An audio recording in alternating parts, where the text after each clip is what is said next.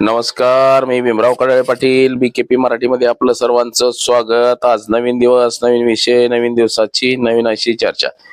आज चर्चा घेऊन आलोय म्हणजे पुणे जिल्ह्यातल्या मुंडवा या ठिकाणी जो जमीन गैरव्यवहार झालेला आहे, या जमीन गैरव्यवहारामध्ये आता दुसरी अटक केलेली आहे, ती रवींद्र तारू यांची. पहिली अटक म्हणजे शीतल तेजवानी, जी शीतल तेजवानीकडं पॉवर ऑफ पॅटर्न होती. 221 जणांच्या त्याच्यावरती सह्या होत्या, परंतु हीच पॉवर ऑफ पॅटर्न पोलिसांकडून सांगण्यात येतं की ही गहाळ झालेली आता, आणि त्यामध्ये ज्यांनी खरेदी खत केलं होतं त्या रवींद्र तारूला अटक केलेली आहे. तर आता तिसरा नंबर हा दिग्विजय पाटील आणि पार्थ पवारांचा आहे. ह्या दोघांना सुद्धा अटक होईल असं काहीच बोललं जातंय. आता त्यातच भाजपनं सुद्धा अजित पवारांची बदनामी करायला जोर लावलेला आहे. म्हणजे हे सगळं षडयंत्र बीजेपी पुरोहितच असायला पाहिजे, कारण की भाजपच्या कुठल्या वरिष्ठ नेत्याच्या भ्रष्टाचाराचे प्रकरण बाहेर निघत नाहीत. फक्त आणि फक्त एकनाथ शिंदे गट आणि अजित पवार यांचीच प्रकरणं बाहेर पडतायत. तर त्याच विषयाची आज चर्चा घेऊन आलोय. तर चला, सर्वप्रथम आपण जर चॅनल सबस्क्राईब केला नसेल तर चॅनल सबस्क्राईब करावा, ही सर्वांना विनंती. आणि चला चर्चेला सुरुवात करूया. महाराष्ट्र राज्यामध्ये 2014च्या अगोदर म्हणजे 12-13च्या दरम्यान 10-11-12 72,000 कोटींचा घोटाळा हा महाराष्ट्रभर गाजला होता. याचे पुरावे दस्तूर खुद्द देवेंद्र फडणवीस यांनी बैलगाडी भरून घेऊन विधान भवनाकडे आले होते. म्हणजे 72,000 कोटींचा घोटाळा हा सिंचनामध्ये झाला होता, आणि तो अजित पवार यांच्याकडे असलेल्या सिंचन विभागामध्ये झाला होता. यासाठी चौकशी नेमली होती. त्यावेळेस तत्कालीन अधीक्षक अभियंता रिटायर पांढरे साहेब यांनी ही चौकशी केली होती, आणि त्याच्यामध्ये त्यांनी तसं निदर्शनास आणून दिलं होतं की 72,000 कोटी खर्च झाला, परंतु 1% ही याच्यामध्ये सिंचन वाढलं नव्हतं. म्हणजे 72,000 कोटींचा हा सरळ फ्रॉड झाला होता, सरळ तो घोटाळा झाला होता. पुढे जाऊन 2014ला भारतीय जनता पक्षाचं सरकार आलं. त्यामध्ये काहीही झालं नाही, घोटाळ्यांच्या चौकशा झाल्या. अजित पवारांना क्लीन चिट देण्यात आली. 2019 साली ज्यावेळेस शिवसेना भाजप परत सत्तेवरती यायचा बेत दिसला, त्यावेळेस शरद पवारांनी सांगितलं की आमच्या राष्ट्रवादीचा सुद्धा तुम्हाला पाठिंबा राहील. म्हणजे राजकारण हे सोयीसाठी केलं जातं की आपापल्या भ्रष्टाचाराच्या चौकशा लपवल्या जातात. तर हेच जे भारतीय जनता पक्ष सांगत होता की अजित पवारांना जेलमध्ये चक्की फिशिंग, आज तेच अजित पवार राज्याच्या मंत्रिमंडळामध्ये उपमुख्यमंत्री 2019 साली सुद्धा होते ते. त्यानंतर जे सत्तांतर झालं 2022-23च्या दरम्यान, त्यावेळेस एकनाथ शिंदे मुख्यमंत्री झाले, देवेंद्र गृहमंत्री झाले, आणि अजितदादा साहजिकच पुन्हा अजून त्या मंत्रिमंडळामध्ये कसे आले हे आपण सगळ्यांनी पाहिलं. जिथं आमच्या देशाचे पंतप्रधानांनी सांगितलं की महाराष्ट्र में भी 70,000 करोड का घोटाला हो गया है. अजित पवारांना तिसऱ्या दिवशी महाराष्ट्र राज्याचं उपमुख्यमंत्री केलं आणि अर्थमंत्री केलं, हे आपण सगळ्यांनी पाहिलेलं आहे. म्हणजे घोटाळा किती मोठा असला तरी जे सरकार सत्तेत असते ते सरकार घोटाळा दाबण्यासाठी प्रयत्न करतं. म्हणजे ते सरकार सुद्धा त्या घोटाळ्यामध्ये सामील असतं. असंच काहीसं मुंडवा जमीन प्रकरणामध्ये झालेलं आपल्याला एकंदरीत दिसतंय. आता हे मुंडवा जमीन प्रकरण काय आहे हे सुद्धा आपण एकंदरीत समजून घेतलं पाहिजे की मुंडवा जमीन प्रकरण हे एक वर्ग 2ची जमीन आहे, म्हणजे महार वतन आहे. ही 221 जणांना जुन्या काळामध्ये म्हणजे 1952-53च्या दरम्यान मिळालेली होती. त्या कार्यकाळामध्ये त्यांना 13 पट रक्कम भरायला सांगितली होती. तर त्यांच्याकडे पैसे नसल्यामुळं 13 पट रक्कम भरली गेली नाही.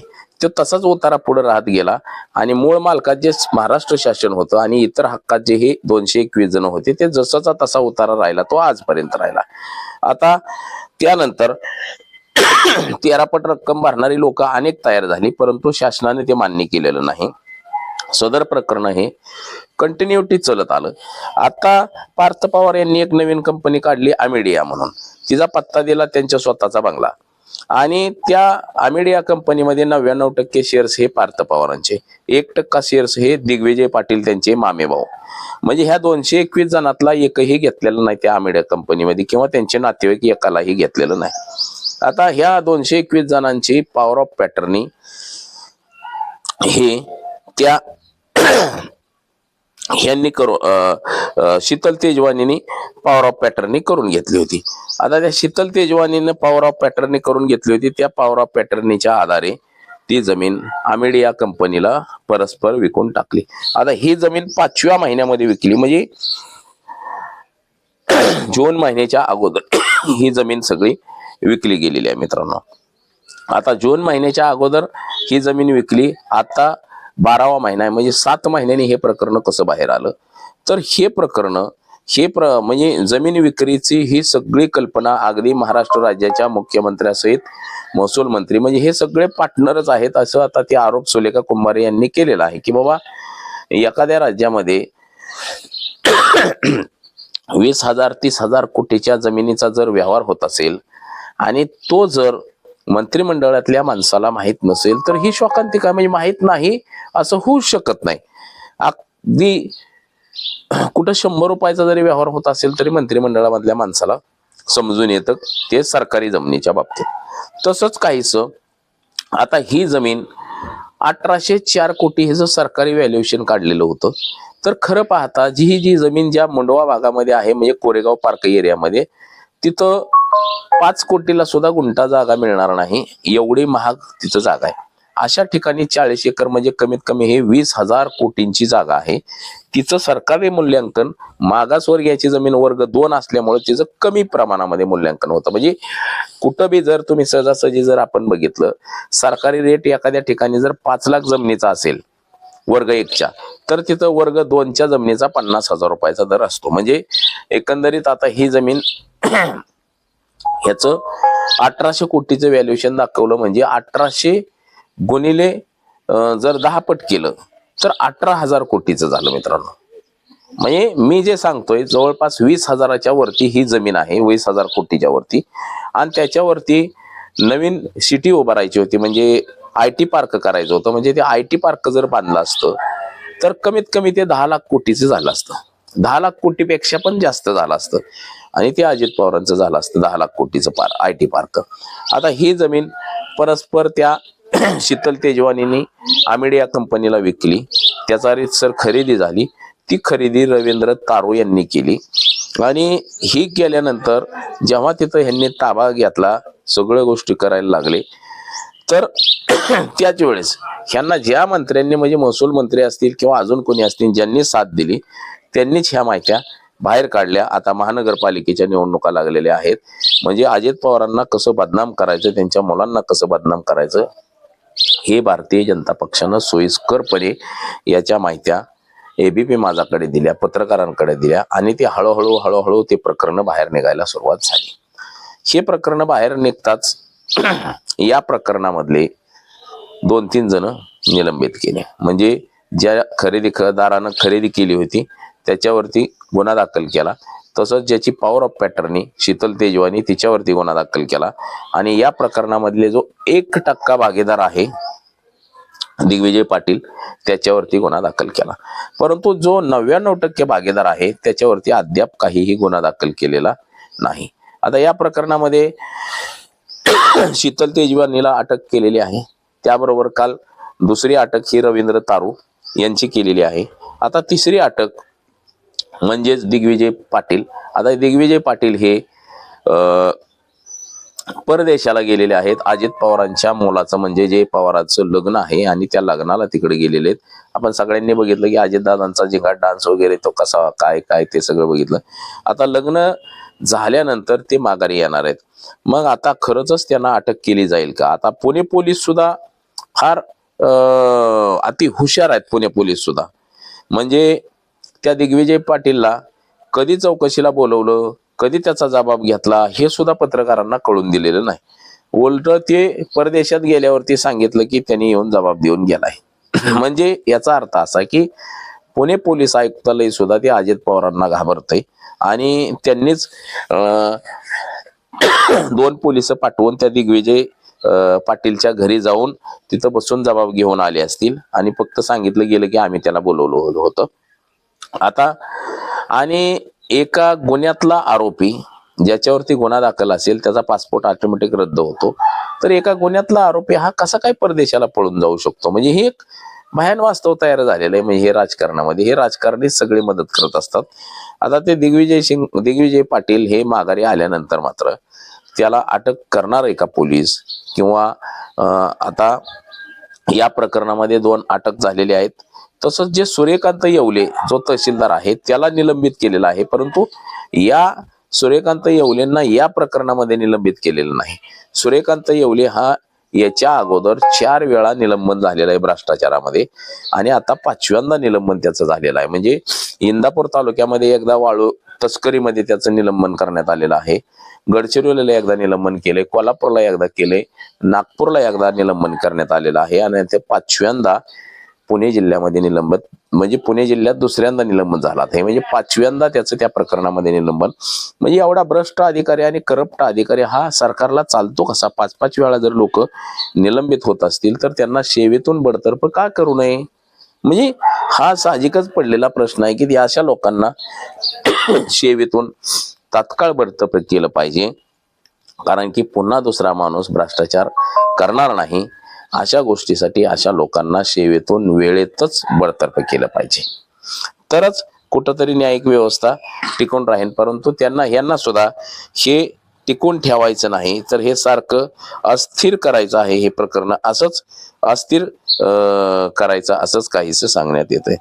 आता पुण्याची जी आर्थिक गुन्हे शाखा आहे त्यांच्याकडून असं सांगण्यात आलं की बाबा दिग्विजय पाटील 2 तारखेला आम्ही त्याला बोलावून धाडलं होतं. 2 तारखेला तो आला, पुणे पोलीस आयुक्त कार्यालयात तो सविस्तर हजर राहिला आणि हजर झाल्यानंतर त्यांनी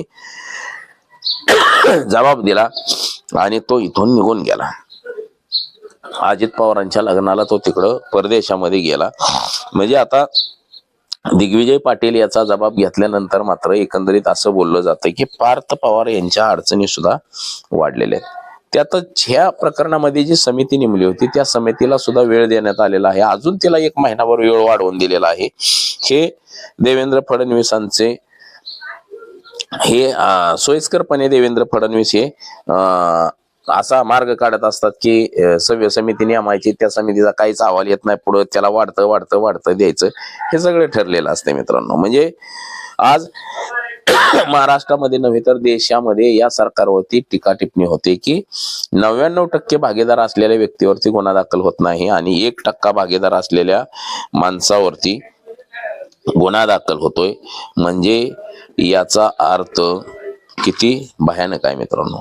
हा नेमका आता दिग्विजय पाटील जो पार्थ पवाराचा 1% भागीदार आहे हा नेमका कोण आहे हे सुद्धा आपण पाहिलं पाहिजे की हा दिग्विजय पाटील म्हणजे हा मूळचा धाराशिव जिल्ह्यातला आहे. धाराशिव जिल्ह्यातला अमरसिंह पार्थ पवार यांचा मामा जे आहेत अमरसिंह पाटील यांचे ते पुत्र आहेत. म्हणजे पार्थ पवारांचा सक्का मामा अमर पाटील यांचा तो पुत्र आहे दिग्विजय पाटील.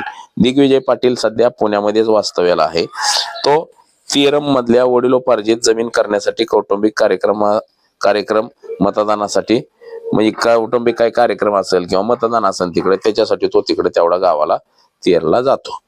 सध्या तेर मध्ये दिग्विजय पाटील कुटुंबातले कोणाचे हे वास्तव्य, म्हणजे तिथं कोणही राहत नाही, सगळे आता पुण्यालाच आलेले. फक्त काय कार्यक्रम वगैरे काय असेल तरच ते तिकडे गावाकडे जातात असं आहे सध्या. आता अजित पवार यांच्या मुलावर सुद्धा टांगती तलवार आहे अटकेची, म्हणजे गुन्हा दाखल होऊन अटक होऊ शकते. तर त्याचं कारण हे तसंच आहे. आता तात्पुरते लग्नाला गेलेत म्हणून त्यांना बोलवलेलं नाही. तर मुंडवा जमीन प्रकरणामध्ये आता त्यांच्यावरती अटकेची टांगती तलवार आहे. म्हणजे खडक पोलीस ठाण्यात गुन्हा दाखल दिग्विजय पाटीलवर आहे आणि ह्यांच्यावरती सुद्धा अमिडिया कंपनीची 99% भागीदारी असल्यामुळं पार्थ पवारवरती सुद्धा गुन्हा दाखल होण्याची शक्यता नाकारता येणार नाही आणि त्यांना अटक सुद्धा होऊ शकते. जर असं नाही झालं तर लोक कोर्टामध्ये जातील आणि कोर्टातून हे सगळं प्रकरण घडवून आणतील. त्यामुळं पार्थ पवारांच्या अडचणी ह्या मोठ्या प्रमाणामध्ये वाढल्या त्या ह्यात मात्र काय तीळ मात्र शंका राहिलेली नाही. तर बघा आज एवढंच. माझा सहकारी कॅमेरामन अनिकेत सह मी भीमराव कडाळे पाटील, BKP मराठी, इंदापूर, पुणे.